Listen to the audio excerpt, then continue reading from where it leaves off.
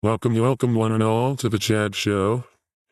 Today I figured that we would dive into some more spirit science. If you're not familiar, it's sort of a new age YouTube channel with really kind of twee animations, where we talk about just the nature of reality, but on a more sort of DMT plane, on a more psychedelic level. It's important to think about society while incorporating the yin yang. It's important to think about the food you eat while incorporating the Kabbalah. It's important to think about astrology, but not with respect to what your favorite things to do are, but more the shapes, okay? There's a boilerplate version of reality that most Americans live, and then there are new age hippie Americans who say, yeah, but did you know what the Dalai Lama said? What's Ganesh? Do you know what Ganesh did in the river? Because that's more important than Obama. Ganesh is more important than Obama. So today we're going to be discussing, or at least watching, a video by Spirit Science. And if you've been with me for a second, you will have seen that we watched this one about masculine and feminine energy. But today we're going to dive right into the default gender. He, him, man. So let's just get into it, okay? Let's watch What is a Man? Everything Explains. First, let's just take a gander at the description here. If you're called up to a higher standard within and without, experience the transformational journey that has changed thousands of lives. Oh, that's an advertisement. Explore the multifaceted dimensions of masculinity and manhood. We begin by examining the physical and biological... No spoilers! Let's just get into this. What is a man? And the adjacent, what is a woman? Okay, so right off the bat, Spirit Science is not doing his kind of interesting, quirked up SpongeBob voice filter. So this is just a normal guy, and I'm not as engaged as I would like to be, but, you know, maybe I'm seeing some AI generated visuals here, so maybe this will be interesting. We must be clear about the various dimensions in which we can have this conversation. We can discuss it in the realm of physical biology of the sexes, and the transformation from youth and maturity in the male sex. But we can also discuss it in the realm of energy, in the realm of personality, wherein we find that masculine energy is embodied by all. We'll be primarily focused on the nature of manhood and masculinity, and the various archetypes of the male psyche. I hate to do this, but no, I don't want to watch this. I want to watch a classic Spirit Science video. We gotta go deeper. Let's go deeper. You know, you are antenna. Let's go back to, 5 years ago, the parable of the whale and the spoon. The parable of the holy man. This is more our speed. This is only 2 minutes long now. I mean, fuck it, we'll get started. We'll get started with the parable of the holy man.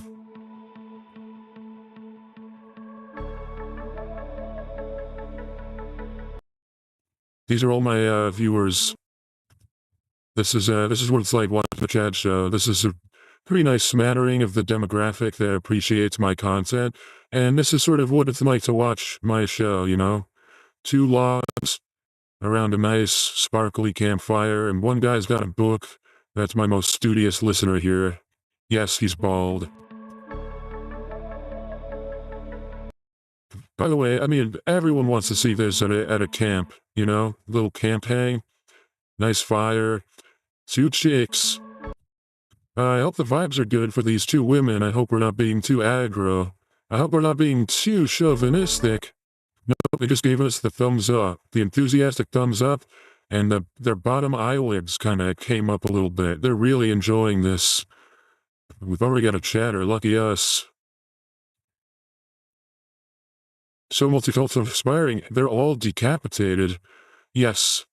Temporarily, my listeners will feel their heads becoming disconnected from the rest of their spinal columns, but it's not cause for alarm. It just means you're out of the matrix for the time being.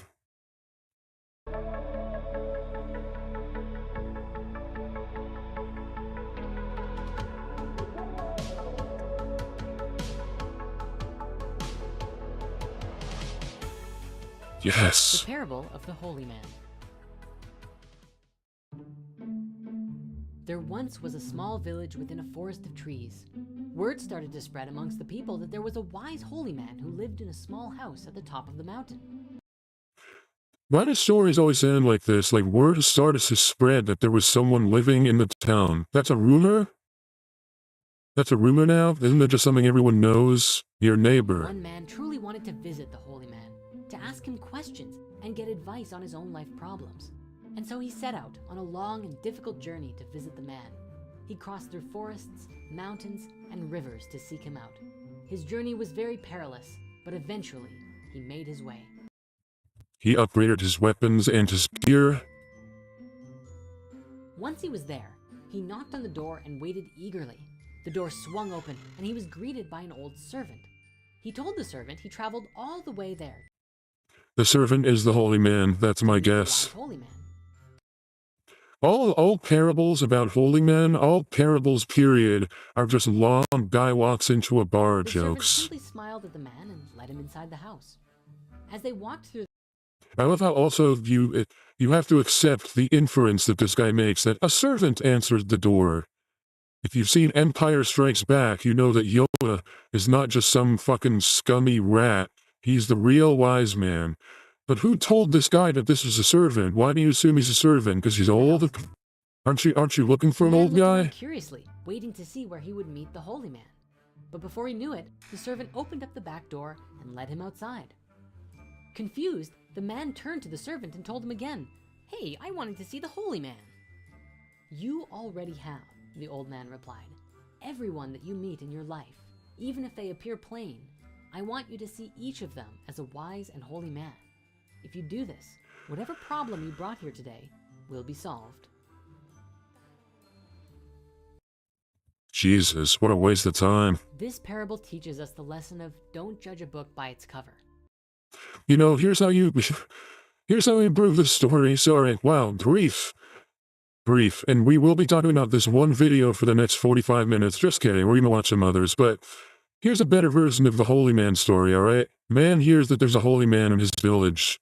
He travels far and wide to meet him.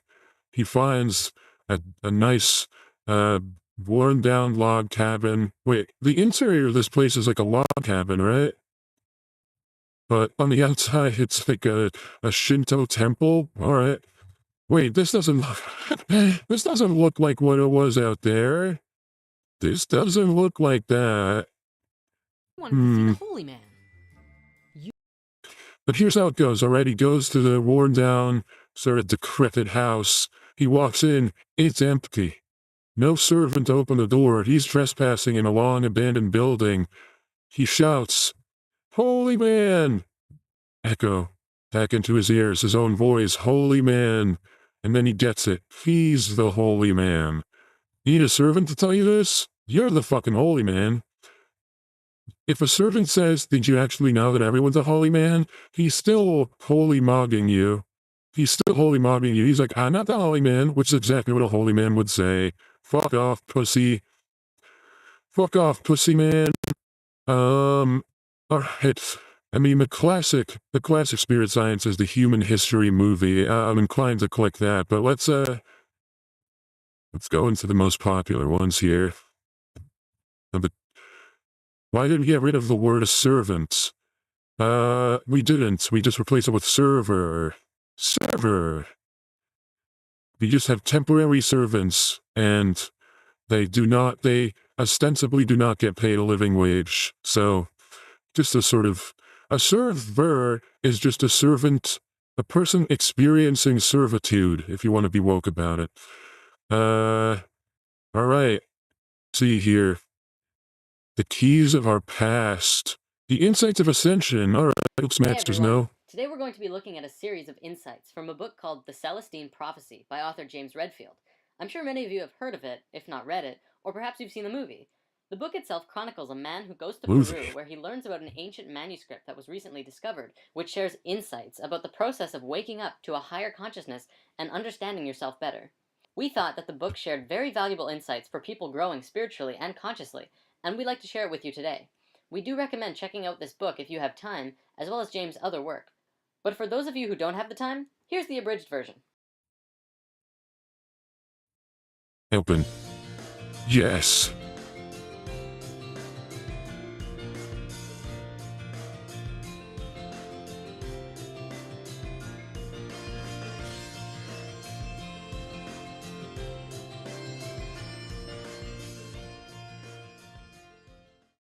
The first insight.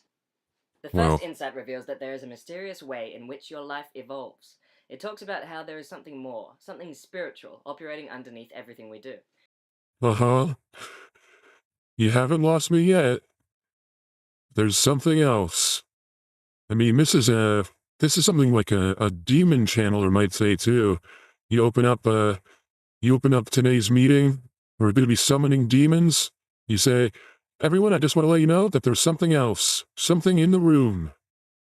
A wise man and a badly motivated wise man, they both say the same thing. They say, there's a hidden world.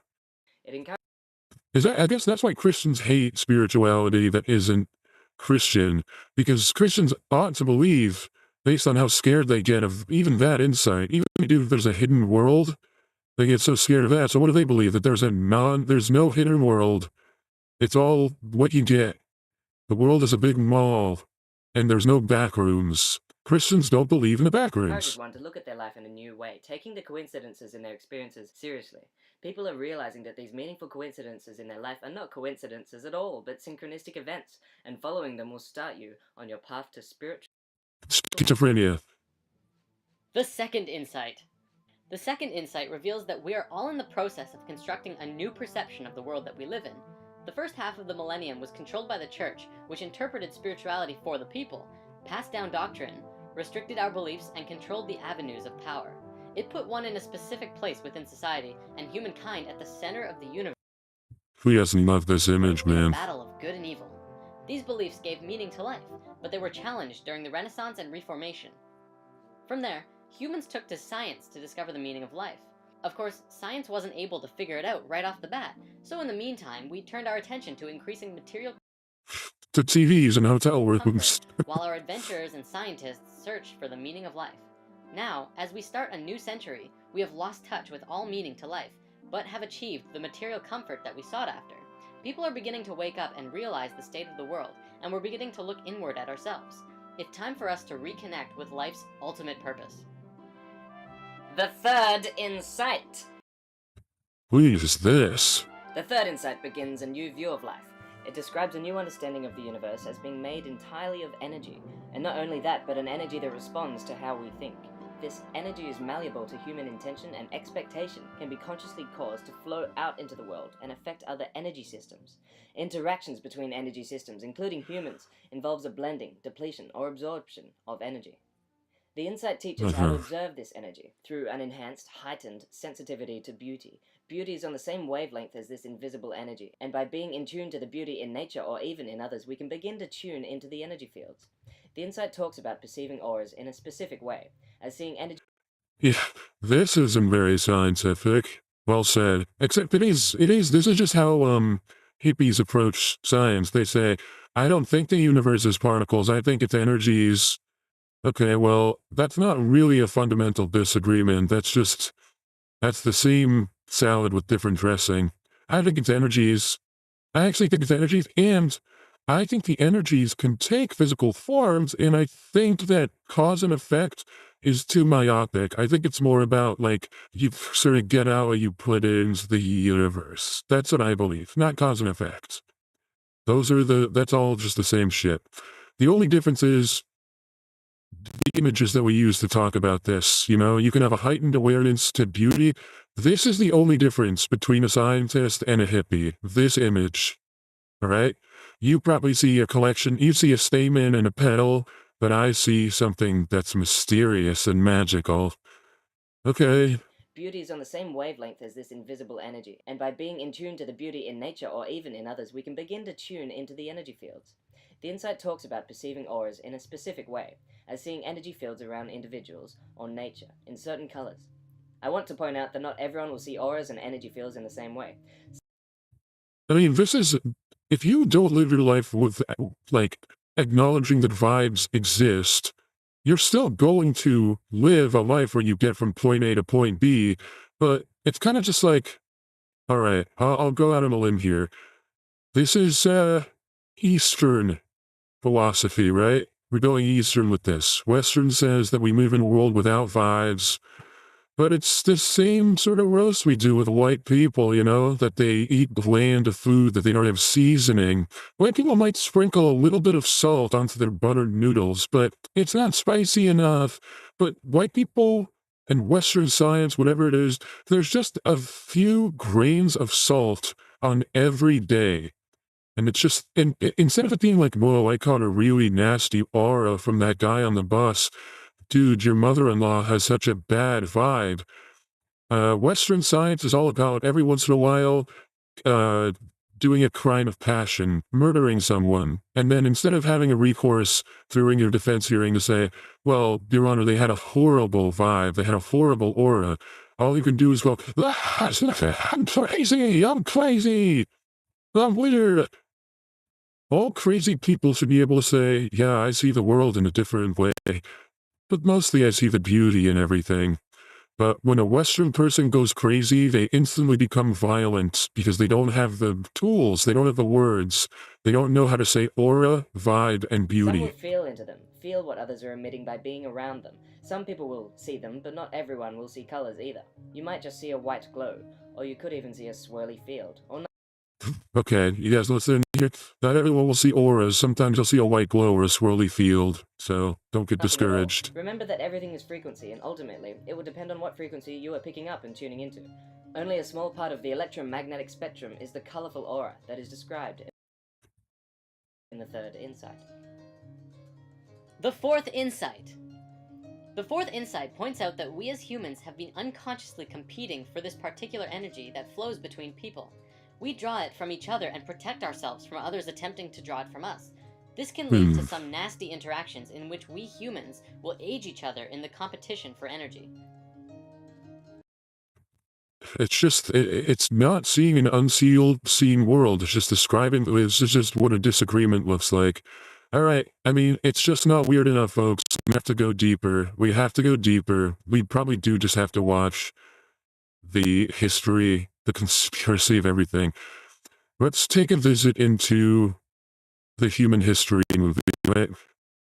This is a big one. This is a big American college dorm room. It's not what we think. Many things that we've been led to believe to be true simply is not. This has got to be the biggest. The field of archaeology recently saw some monumental discoveries that are rocking the foundation of what we think we know about ourselves. Many ancient cities such as Babylon, Erech, and Akkad that were written about in the Bible and other ancient texts were always thought to be myths because no one could prove they existed. Then, one of them was found. This led to finding another, and then another. Inside one of these cities, archaeologists found thousands of cylindrical clay tablets hidden deep within the earth under this ancient city.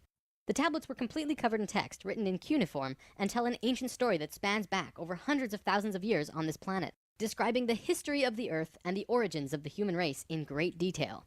Now, the first thing we all want to do is just say that they were making things up. They didn't know the history of Earth, and they were simply creating tales to explain where they came from. However, if this was true, how can we explain how they knew so many things about the universe that would seem impossible to know? Okay, let's dive into it, alright? We're diving right in after that we found tablets, and they say... problems. These beings came from the nearby planet of Mars. See, according to Thoth, Mars looked very much like Earth a little less than 1 million years ago. It was beautiful. It had oceans and water and trees that were just fantastic. But something happened to them, and it has to do with something called the Lucifer experiment. From the very beginning of creation, everything is simply an experiment. Creation itself was just consciousness creating and inhabiting itself in that creation. There is no divine plan. Spirit can do whatever it wants. Having said that, if Spirit decides to cut itself off from the rest of consciousness and create a separate reality on its own, it can do that too. This is called the Lucifer experiment. Because You guys following this? You can cut yourself off from unity if you want to do a Luciferian experiment, alright? And you can try this at home. Spirit science says that this is what the ancient Martians did before they came to Earth, but how do you tie yourself off from unity? I guess you just start living in all the ways that Jordan Peterson tells you not to.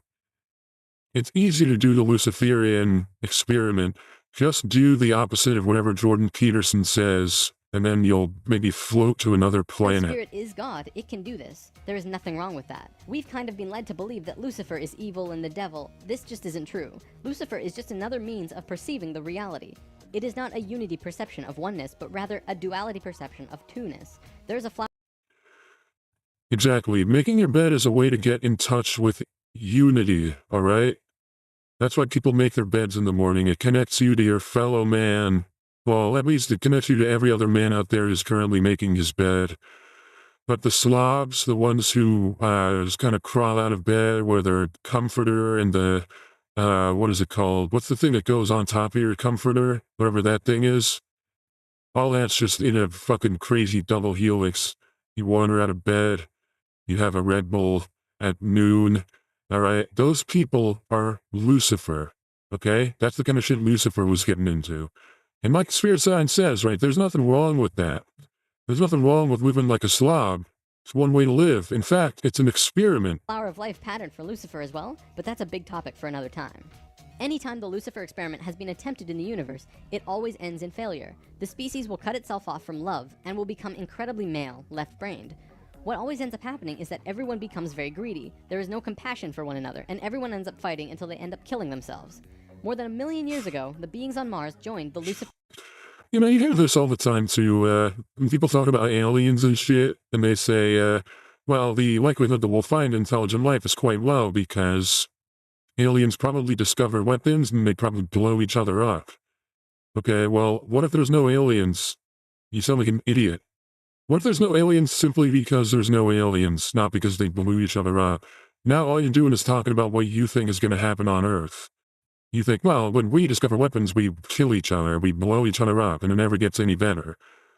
Well, there's actually no evidence for that. Sorry. We can blow up each other sometimes, but, there's no evidence that everyone on planet Earth is dead. That's what I want to say. There's no evidence that aliens are pacifist. I'm saying yes. Well, so far we have, they either don't exist or they're pacifist. I mean, they could be anything. We just don't know. But what I will say is that you can't look at what's happening on Earth and say that it's probably happening somewhere else in space. That's a pretty naive perspective, alright? Not existing is the only pacifist move. Yeah, I think so. And I think that's kind of why people tell this story about aliens blowing each other up, as a rule, is because it's kind of the only way to launder all the violence that's happened on Earth. In the same way that pro-lifers want you to carry a rapist's baby to term, it's because it's the only thing that will make the rape okay, is if the baby is delivered, right? If a bouncing baby boy can exist as the result of a rape, how bad could it be? How bad could the rape really be? That's the logic. So, if we spend centuries blowing each other up with napalm, mustard gas, JDAMs, nukes, and then at the end of the day, we're all dead, we're all ghosts, we're all ashes on a heap, well, that's fine then, right? That made it all worth it, because now everyone's at peace. So, I get it. War is like, how are you going to put the genie back in the bottle with war? How are you going to forgive each other for war, let alone slavery? The only way to make all of the wrongs of humanity right is to have everyone die. Hippies and libs, people who say we should all get along, hold hands, sing kumbaya, you may think that that's not pragmatic. That's exactly why it's so brave. Can you imagine holding hands, singing kumbaya with everyone on the planet, 8 billion people hand in hand, and you get an intrusive thought like, wait a minute, what if this guy's grandfather fucked my grandmother? What if this guy's great-great-great-granddad shot my great-great-great-grandmom in the face during a horrible war crime? Oh, fuck, I don't want to be touching this guy's hand. Get away from me! And then you're back to just normal general elections. Intrusive thoughts kill democracy. Okay? They kill cooperation. That's why we live in a world where there's always going to be some combination of socialism and capitalism. There's always going to be some combination of two discordant ideas. It's because the idea of harmony is defeated by one person's intrusive thought. Experiment, and it failed dramatically. Basically, they cut themselves off from the unity of the universe and created a separate reality. When the Martians severed the love bond, they became pure male, logical beings with no emotions. What happened on Mars was that they ended up fighting. Mars became a battleground. Eventually, it became clear that Mars was not going to survive. They blew their atmosphere away and destroyed the surface of the planet. Nova recently did an episode on planetary magnetics, and they found some interesting things about Mars. Why percent of this isn't a fable? I don't understand. And there's evidence that people on Mars blew themselves up. There's different waves. Look, I get what you're throwing down. A long time ago, men were men, and they blew up a huge area of the world, and ever since then, we've had to have some nuance. That makes sense. Don't tell me that there's evidence that actually happened on Mars. I wouldn't know what to do with that information. It might drive me mad. The planet didn't mad. have a magnetic system. However, the surface was magnetized, implying that at one point it did, but that something happened. Now, we've been discussing the star tetrahedron before, and now I want to give you a brief understanding of the Merkaba. The Merkaba was known in ancient times as the Chariot of Ascension. It is the star tetrahedral energy field around the body. All around the world, there are references to this in ancient texts. When activated to its full potential, the Merkaba, which is both a tool and part of your being, can be used to do the impossible. If everyone on planet Earth sees the same shape when they close their eyes, does that make that shape a tool? Really think about that. If there's a special shape that everyone can access when they are delirious, sleep-deprived, when they've taken a psychoactive substance, when they rub their eyes really hard, when they're sleeping, or when they are just waking up, if everyone, let's say, saw the same multifaceted star shape, does that make that shape a valuable tool? I mean, everyone has a belly button. Does that make the belly button a tool? No. Just because something is ubiquitous doesn't make it valuable. I'm looking at the shape right now. Yeah, it's geometric. Yeah, I bet a genius designed it. Does that mean it's useful? Does that mean you can wield this to your own ends? I'm not convinced. Potential, the Merkaba, which is both a tool and part of your being, can be used to do the impossible, included but not limited to changing dimensions and traveling through the universe. Before Mars was destroyed, they built huge tetrahedral pyramids. They built 3, 4, and 5-sided pyramids, eventually building a complex that was able to build a synthetic Merkaba. Yeah, throw in the face there too. Throw in the face on Mars. Building a complex that was able just disregard this. And there was a face. A synthetic Merkaba. After 1 million years or so, it's been eroded, but the proof is there. Now, that's real. Like, can you miss the Martians were severed from the Unity consciousness, they couldn't create a living Merkaba. They simply used it as a tool. They created a synthetic Merkaba to travel in time and find a new home. A small group of Martians tried to get away from Mars before it was destroyed, and that place they found was Earth. About 65,000 years in our past. They saw this little vortex sitting there, just pulling in life, with no one in it. They didn't ask permission. Being part of the Lucifer experiment, they just said, alright, let's do it. And they stepped onto that vortex, and in doing so, they joined and changed our evolutionary path. Thoth's father, Thome, was one of the Nakals who set up Atlantis on the island of Udal. That island, the top of the Tree of Life, was the brain of Atlantis, and on it was a small city called Poseidon. This city is what Plato was discussing when he said that Poseidon bore 10 children, the 10 circles on the Tree of Life. Poseidon was made of 3 rings painted in black, red, and white stones, and it was the symbol for Atlantis. The inner circle represented the Nakals, the middle circle were the priesthood, called the Maya, and the outer circle represented the regular people of Atlantis.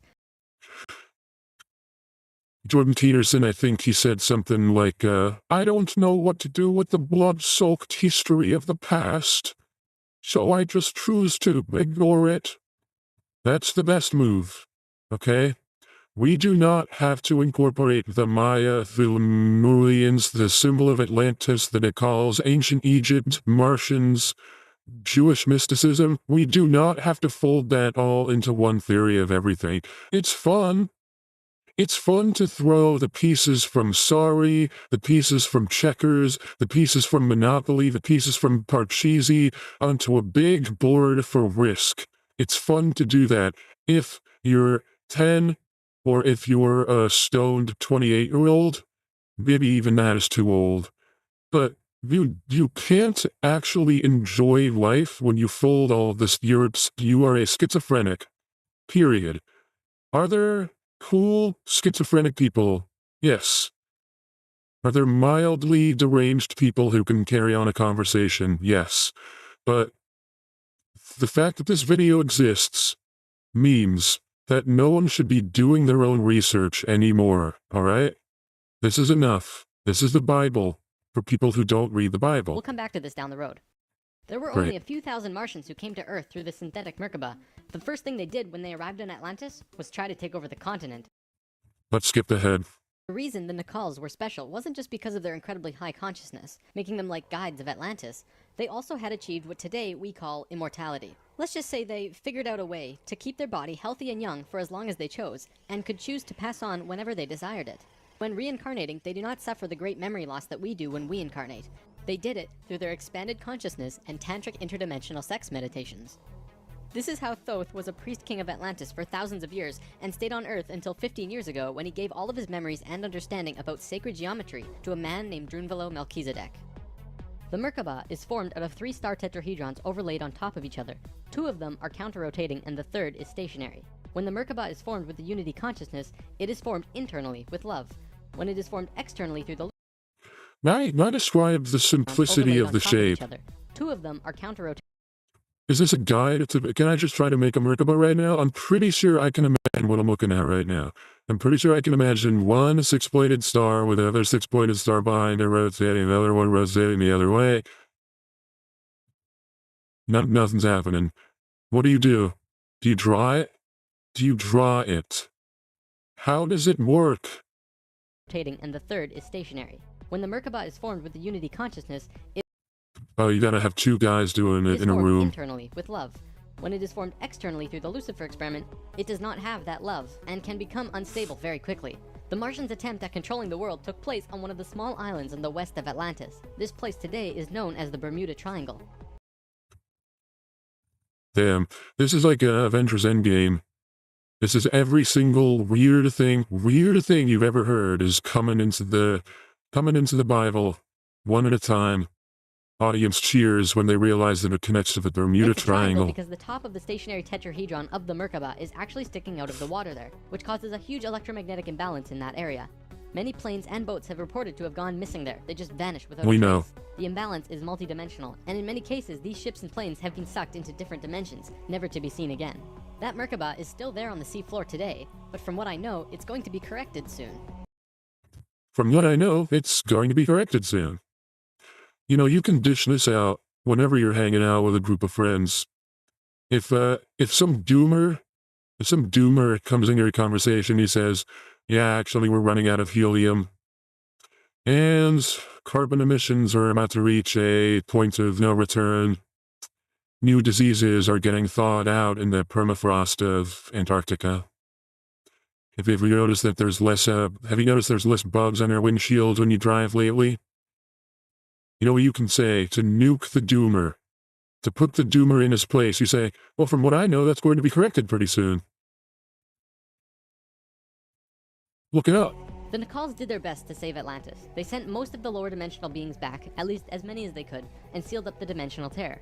Despite this, the situation got really bad, really fast. Damn, dude.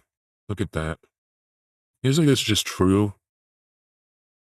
Isn't this just wise? All of the economic systems collapsed. Financial, social, and all concepts of how life ought to be completely broke down.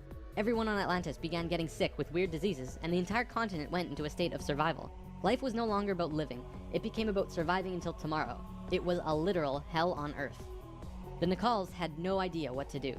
They were children compared to the events that had been thrust upon them. So, they prayed. They prayed to the highest levels of conscious life in the universe, asking for help from anyone who could hear them. The problem was reviewed on many high levels of life, who I am drawing as the Justice League because the 11th and 12th dimensions are completely incomprehensible to us in our current state. You know, it wasn't really the Justice League, but it did take place in the 11th or 12th dimension, so honestly, he could have been similar. What they told us was this: we were going to fall. We were going to hit rock bottom, level 1, the lowest place we possibly could be in the universe and still survive. Around our heads. What is not entirely understood by science yet, at least not directly, is the connection our memories have with the planet itself. We've discussed this before. The magnetics of the Earth affect how we think and act. The Merkaba is an electromagnetic field that you create around your body that can serve as protection from void as you're consciously going through it. What happened to us when we didn't have that protection? It was a clean wipe. When we existed on Atlantis, we were living at a very high level of consciousness in a higher dimension. We had extremely advanced and sophisticated bodies and minds, and were capable of practically anything, living in a dimension where molecules were spaced so far apart that consciousness could interact with them without physically moving. It's hard to explain because you can literally shape your environment immediately through your consciousness in these higher frequencies. In that sense, we were creators, knowing and understanding oneness, beings of love. But then we fell. We dropped back down to this place called the third dimension. We also fell in consciousness back to zero. We forgot how to use the pineal gland, and it slowly shrunk.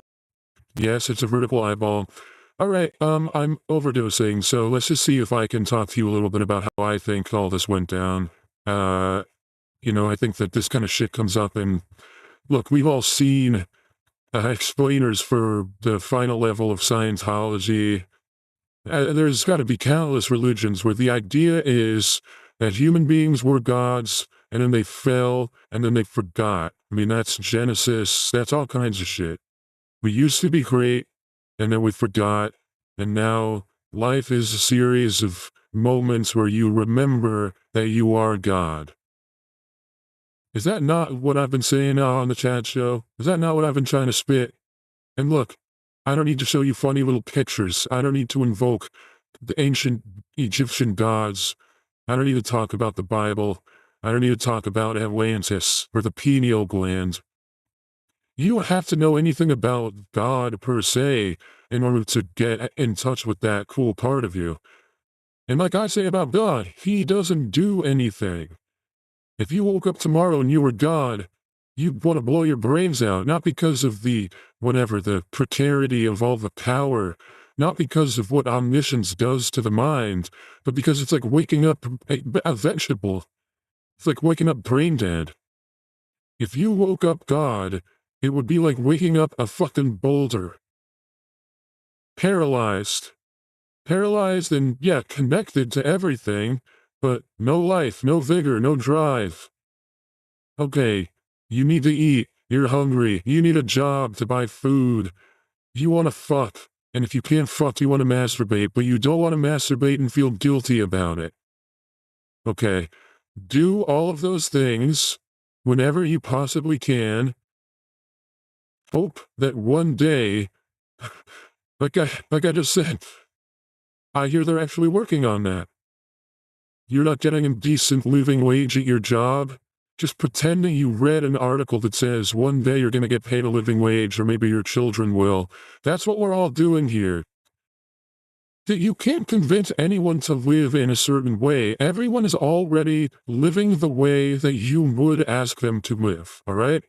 You can't convert from one religion to another. You can just describe the thing that you were believing slightly differently, and then get a whole set of rules of things you can't do. If you go from Christian to Jew, all right, now you're not going to eat as much pork, but you still believe in almost all the same things.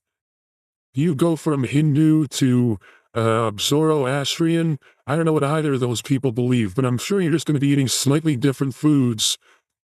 And then the shapes of the gods in your mind are going to have different colors, but you're going to believe in all the same shit. It all comes back to, there's a perfect way to live, and you will never be able to live it. So either suffer or try.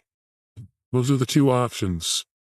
Wallow in depression, because you'll never be as perfect as you know you can be, or aim for greatness knowing that you'll never touch it, or bounce between the two. They say it's manic depressive, but it's pretty much the only way to live.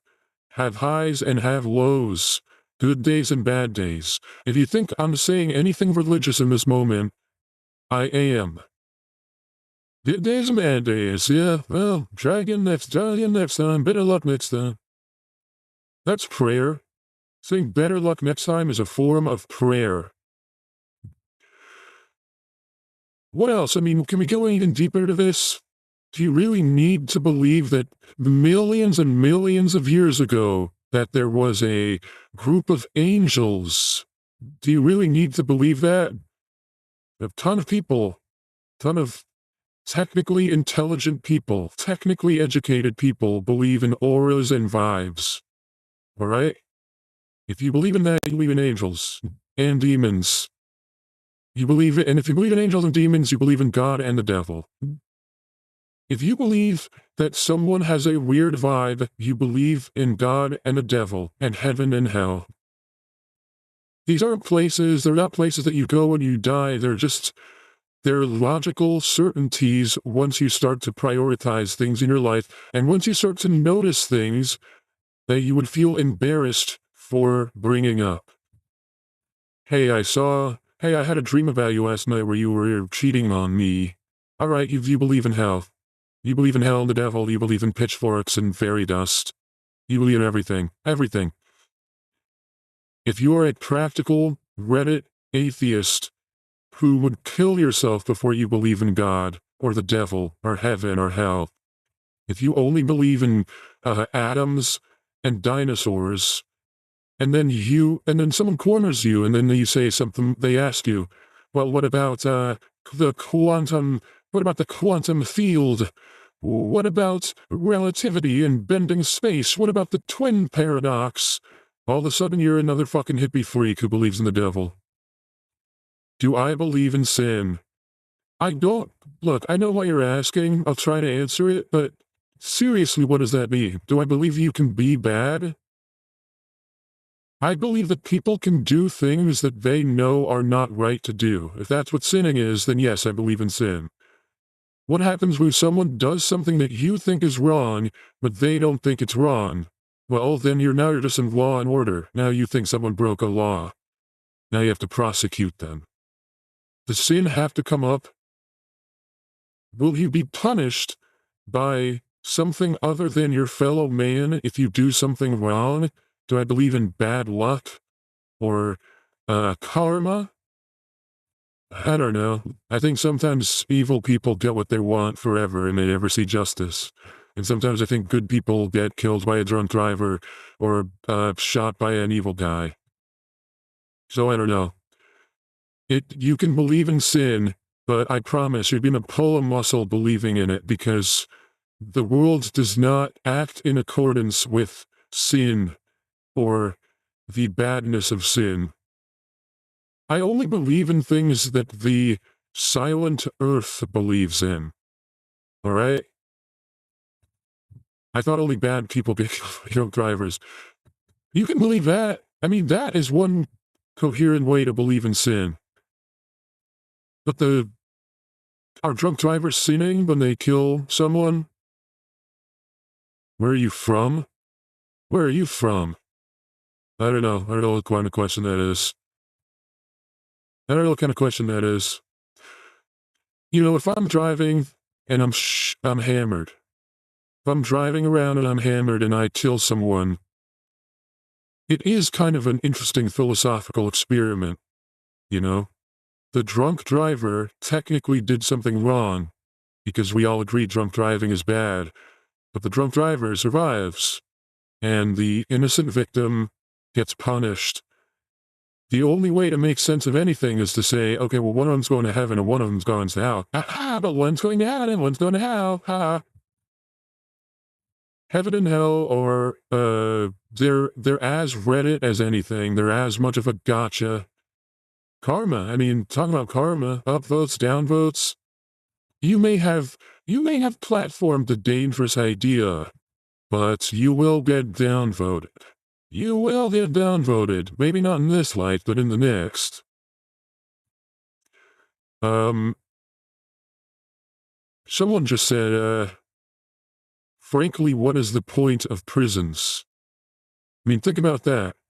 We all want prisons. I want prison to exist. I want more prisons. And everyone should go to prison at least once.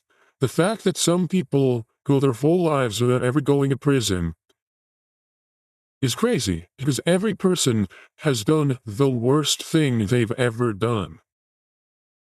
You see what I'm saying to you? You may have lived a very, very sweet Christian life. You still have done the worst thing you've ever done. You might have even done the worst thing you'll ever do. Tell me you shouldn't be in prison for a day for that one thing. A day! So more prisons, and you should have to go at least once for the worst thing you've ever done or ever will do. But at the end of the day, what is the point of prisons? It's not to keep bad people out of society, because we do a whole lot more than keep them out. And they have their own fucking society in there. They're not out of society, they're just in a society where you're not allowed to do anything. So, I don't know what the point of prison. Would you prefer to be in a private prison or regular style? Is there a real difference when aren't all American prisons private prisons? I actually don't know. Let me look this up here.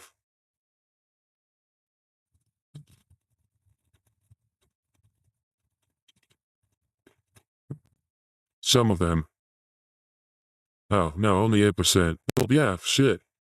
I don't know, which one has the worst, which one has worse quality of life? I want to go to the prison where I can have a higher quality of life. If that makes sense. I don't have a hot take on this one. The best prison the prison that I would like to go to the most is the one that is the least different from, living a life of freedom and luxury. That's my favorite. That's my number one. Whichever one Ghislaine is in right now. That's the one I want to go to. A prison for women would be good. I would like to go to an all-women's prison if that's an option. Alright, well, I appreciate everyone for asking these questions today. And I appreciate everyone letting me kind of talk about what religion means if we zoom out. I think I'm onto something here. Is there any religion that's expressly not about capturing the divinity of human life? Is there any religion that does not acknowledge the secret divinity of humanity? Is there any religion that says, or is that just atheism? The more religious you are, the more you believe in a secret but accessible form of divinity in the human world. And the less religious you are, the less you believe that that's possible. That's what it is. So, any religion that acknowledges that people can access divinity is a religion, and you can either believe in it a fuck ton, or you can believe in it once a year for the holidays. They're all the same. I mean, I guess there's some parts of, Hinduism that says that the river Ganges is, this is where it gets interesting, I guess, is the localized beliefs for religions. The fact that there's no Ganges River in other religions, it sort of makes you think, oh, that's what's going on with the Ganges. The Ganges. I can see why there's an environmental problem going on over there in the Ganges. It's because of religion. Alright. We ought to snip the Ganges from Hinduism. Then it'll just be one of the world's religions. But if you have a localized belief that there's in your religion there's a special rock that you have to fuck, or a special food that you have to soak in water before you eat it, then that's not religion anymore, that's just culture. That's just what is it called? A superstition. Alright, thanks for taking note of me today. Thanks for being in my space. And if you're watching this restreamed on Twitch or YouTube, I hope you'll watch some of my other videos. Not for my sake, but because here's my religious belief.